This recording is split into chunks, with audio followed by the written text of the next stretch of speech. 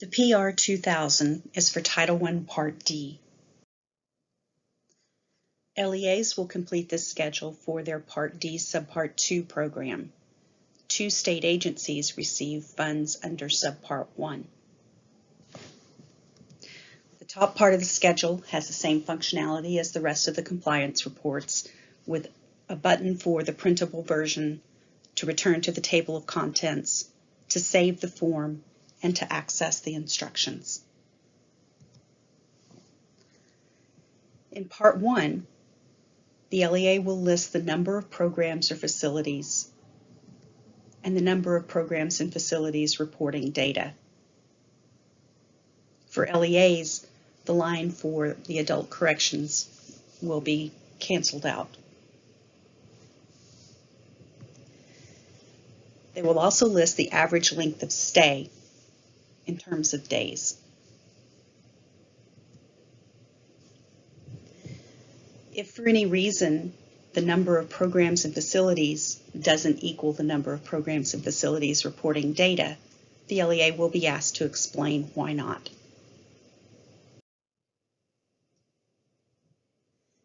In Part 2, the LEA will report student participation.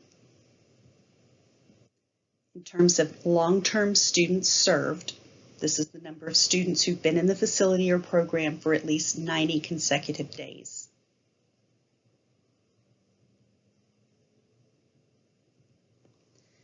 The LEA will also be asked to give an unduplicated count of students served. If a student comes in and out of the program more than once, the student would still only be counted once in the unduplicated student count.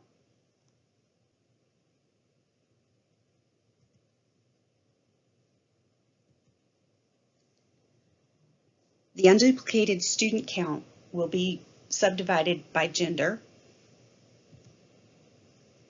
and the totals for gender, age, and ethnicity must match the total for unduplicated students served. The continuation of Part 2 is where the LEA will list the student numbers by age and by race and ethnicity.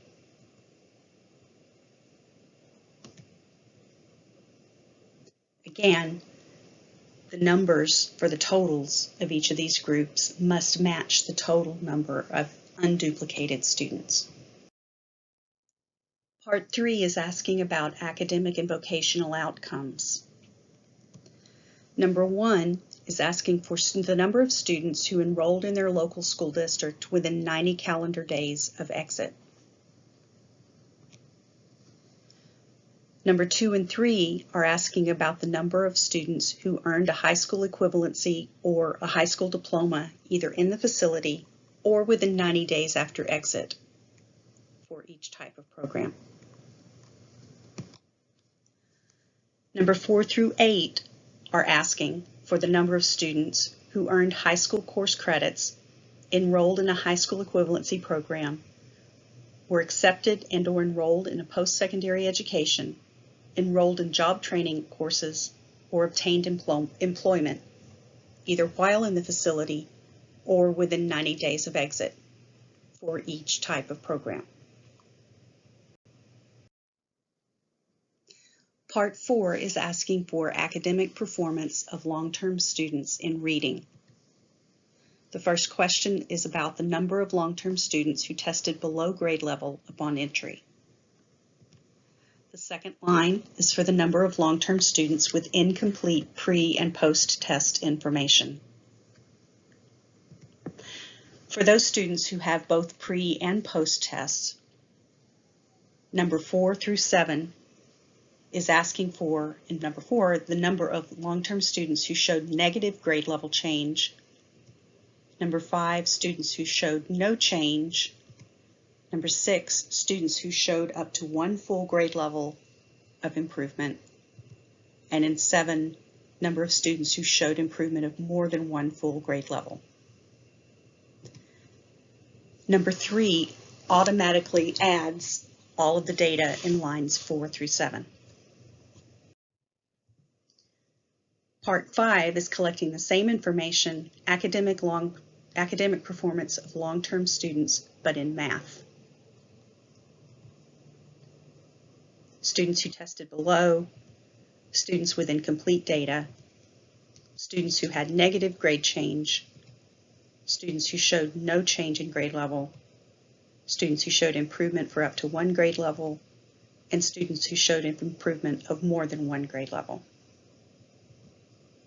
Again, the numbers in 4 through 7 will be summed up and automatically reported in line 3.